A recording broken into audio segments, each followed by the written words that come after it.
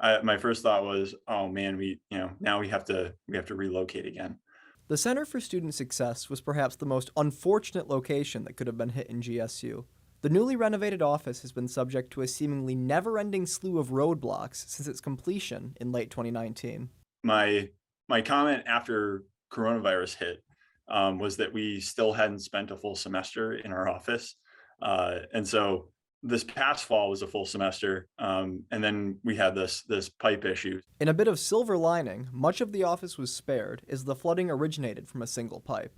Unfortunately for Gail Searing, that pipe was directly above her office. She did a really great job of making it a really warm and inviting place. The downside to that is that she had a lot of things in her office. Gail lost a series of decorative items adorning her office, and as a result of conflicting reports from adjusters, she and her colleagues have been unable to determine if their personal property damage is covered by insurance. She went through and documented everything and came up with prices for things. So we're going to submit that list to the insurance company. Immediately following their office's unexpected flooding, the CSS staff shifted all operations online.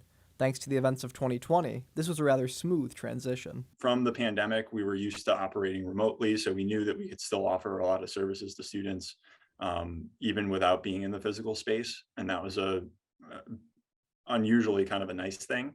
Starting on Monday, January 24th, the CSS began operating from a new temporary location, GSU Room 331. We're doing our best to try and get traffic up there.